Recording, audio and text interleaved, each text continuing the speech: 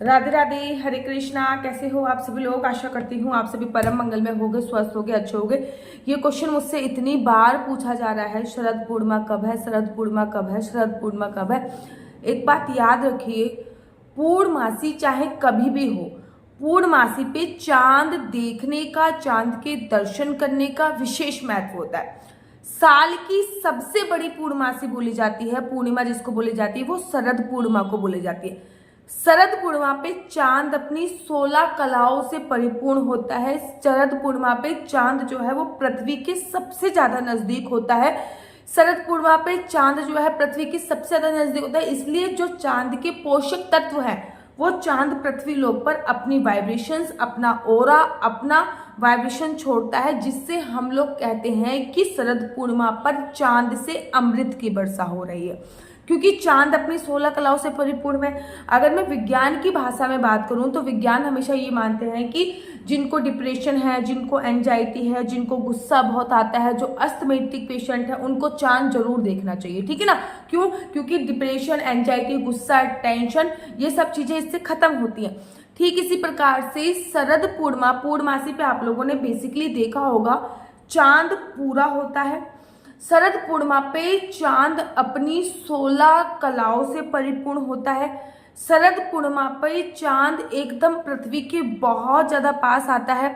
शरद पूर्णिमा, अब विशेष यह है कि शरद पूर्णिमा कब बनाई जाएगी। 2024 में ना बड़ी कंफ्यूजन है हर त्योहार को लेके। अभी एकादशी को लेके कंफ्यूजन में गई है, अभी दिवाली को लेके कंफ्यूजन है। ठीक इसी प्रकार से शरद पूर्णमासी को लेकर भी कंफ्यूजन है कि शरद पूर्णमासी 16 तारीख को बनाई जाएगी या 17 तारीख को बनाई जाएगी। तो मैं पूरा पंचांग देख लिया, मैंने पंचांग देखकर मैंने सारी चीजें नोट कर ली हैं, तो मुझे लगा कि मैं आपको बता दूं। सबसे पहले तो पूर्णमासी तिथि का जो प्रारंभ हो रहा है ना, वो 16 अक्टूबर को 8:40 पे होता है। रात को 8:40 पे हो रहा है। वहीं पूर्णमासी तिथि का जो विश्राम होगा वो 17 अक्टूबर को 4:55 पे होगा। मोटा मोटा आप ये मान लीजिए कि 16 तारीख को 9 बजे, रात को 9 बजे पूर्णमासी तिथि प्रारंभ होगी और 17 तारीख को पूर्णमासी तिथि लगभग 5 बजे खत्म हो जाएगी। ठीक है ना?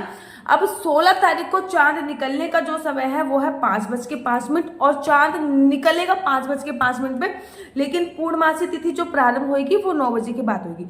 अब आप एक चीज ध्यान दिए, 16 तारीख को जब रात को 9 बजे से पूर्णमासी प्रारंभ हो रही है, 8:42 से 9 बजे से लगभग पूर्णमासी प्रारंभ हो रही है, तो पूरी रात जो है वो पूर्णमासी रहने वाली है। अब पूर्णमासी पे रात का विशेष महत्व होता है और चांद का विशेष महत्व होता है। माना कि 17 तारीख को पूरे दिन पूर्णमासी रहने वाली है, लेकिन 17 तारीख को जैसे ही रात होएगी, जैसे ही चांद निकलेगा, पूर्णमासी तिथि खत्म हो जाएगी, फिर उसका कोई महत्व नहीं माना जाता। तो पूर्णमासी की जो रात है वो 16 तारीख की है, मतलब खीर बनाने वाली जो रात है वो 16 तारीख की है। लेकिन अगर आप व्रत स्टार्ट करना चाहते हो, दान की बात कर रहे हो, कि मैं हमेशा कहती हूँ कि पूर्णमासी के व्रत रखने से जिंदगी में कोई भी चीज इनकम्प्लीट नहीं रह जाती है। पूर्णमासी का व्रत रखने के बाद सब कुछ संपूर्ण हो जाता है। इसको पूर्णिमा का व्रत कहते हैं, मतलब लाइफ की सभी चीजों को पूर्ण करने वाला पूर्णमासी का व्रत होता है। पूर्णमासी का व्रत, मैं हमेशा कहती हूँ पूर्णमासी का व्रत उठाओ, पूर्णमासी का व्रत उठाओ। चंद्रमा कमजोर है, पूर्णमासी का व्रत उठाओ। तो अगर पूर्णमासी का व्रत आप लोग उठाना चाहते हो तो शरद पूर्णिमा से पूर्णमासी का व्रत उठाइए।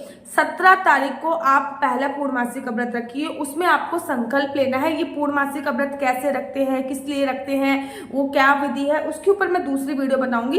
लेकिन आज की वीडियो तो केवल इसी पे आधारित है कि शरद पूर्णिमा का जो पावन पवित्र उत्सव बनाया जा रहा है, मतलब रात को चांद को अर्घ्य देने वाला जो व्रत है, रात को चांद को देखने वाला जो व्रत है, जिस रात में हमें चांद को देखना है, जिस रात में हमें खीर बनानी है, वो 16 तारीख की रात को, क्योंकि 16 तारीख को पूरी रात पूर्णमासी रहने वाली है।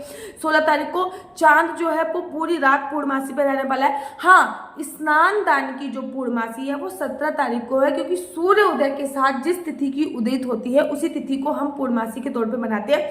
तो 17 तारीख को जब सूर्य उदय होगा तब पूर्णमासी तिथि होगी। तो आप जो व्रत रखोगे वो 17 तारीख को रखोगे। जो आप स्नान करोगे, जैसे कि पूर्णमासी पे गंगा स्नान का, यमुना स्नान का बहुत विशेष महत्व होता है, तो पूर्णमासी पे जो आप स्नान करोगे वो 17 तारीख को करोगे। अब खीर कौन से दिन बनानी है? खीर आपको 16 तारीख की रात्रि को बनानी है, मोस्ट कंपल्सरी। अगर 16 तारीख की रात्रि को भूल जाओ तो 17 तारीख को भी बना सकते हैं, लेकिन मैं आपको कह रही हूँ ना, 16 तारीख को शरद पूर्णिमा है।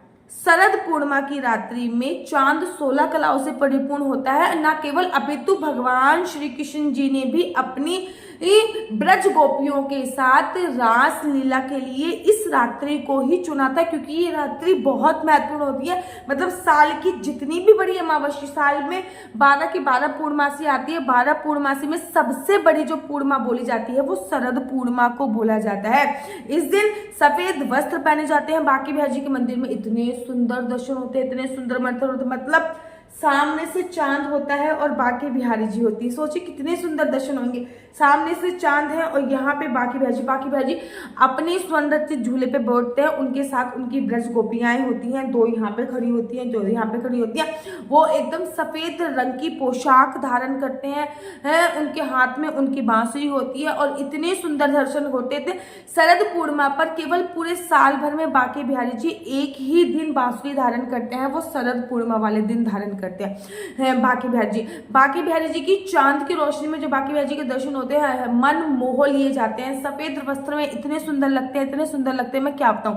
तो अगर आप केवल इसीलिए जानना चाहते हो कि दीदी खीर बनाने वाली पूर्णमासी कब है, तो खीर तो महाराज 16 तारीख को बनेगी, क्योंकि 16 तारीख को पूरी रात की पूर्णमासी है। लेकिन आप इसलिए जानना चाहते हो कि दीदी हमें पूर्णमासी का व्रत करना है। पूर्णमासी का व्रत जो आपको उठाना है वो आपको शरद पूर्णिमा से उठाना है, जो कि 17 तारीख से प्रारंभ होगा और 17 तारीख से ही आपको पूर्णमासी का व्रत उठाना होगा। एक दो बात आपको और भी याद रखनी है, जैसे कि 17 तारीख से आप पूर्णमासी का व्रत उठा रहे हो तो संकल्प जरूर लीजिए कि मैं 32 पूर्णिमा का व्रत रख रही हूँ या 12 पूर्णिमा का व्रत रख रही हूँ या फिर मैं 24 पूर्णिमा का व्रत रख रही हूँ। वैसे पूर्णमासी का 32 व्रत रखा जाता है।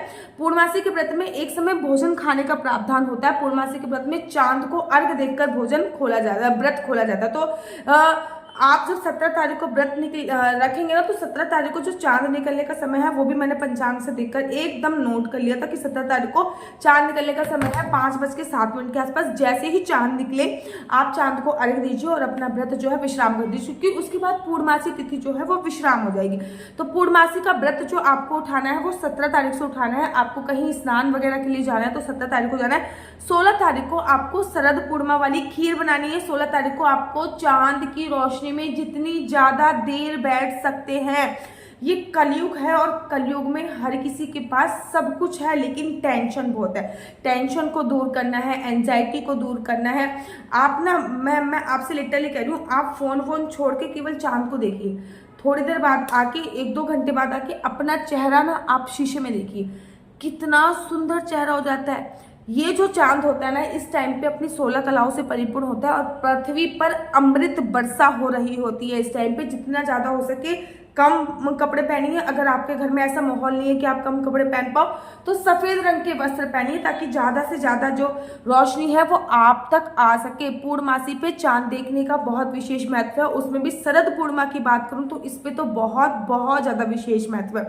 मैं जल्दी वीडियो बनाऊंगी कि शरद पूर्णिमा की पूजा अर्चना वंदना कैसे करनी है, शरद पूर्णिमा पर चांद देखने का क्या विशेष महत्व है, चांद को क्या अर्घ देना है, शरद पूर्णिमा पर आपको अपने बांके बिहारी जी लड्डू गोपाल की सेवा पूजा अर्चना कैसे करनी है, जुगल जोड़ी सरकार है तो उसकी सेवा कैसे करनी है, ये सभी जानकारी आपको मेरे दूसरे वीडियो के माध्यम से मिलेगी। अगर आप लोग अपनी कुंडली मुझसे दिखवाना चाहते हैं तो मेरा नंबर है 4/9-20-25-65। मैं दोबारा से रिपीट करती हूँ, 4/9-20-25-65। आपका बच्चा जॉब करेगा या बिजनेस करेगा तो किस क्षेत्र में बिजनेस करेगा, जॉब करेगा तो किस क्षेत्र में जॉब करेगा, आपके अगर संतान नहीं हो रही तो संतान प्राप्ति कब होगी, आपके हस्बैंड वाइफ में आपस में नहीं बन रही है तो आपके हस्बैंड वाइफ में आपस में कब बनेगी, क्या आपको डिवोर्स का चांसेस है, संतान मेडिकल ट्रीटमेंट से संभव है या नॉर्मल संभव है, ये सभी जानकारी मैं आपको कुंडली के माध्यम से प्रोवाइड कराती हूँ। लेकिन याद रखिए, कुंडली देखना बिल्कुल भी फ्री नहीं है, कुंडली देखने के थोड़े से चार्जेस है। और अगर आपको मेरी वीडियो अच्छी लगती है तो आप अपना यूट्यूब चैनल हरि बोल को लाइक शेयर सब्सक्राइब करना बिल्कुल भी मत भूलिए। तब तक के लिए मुझे दीजिए इजाजत।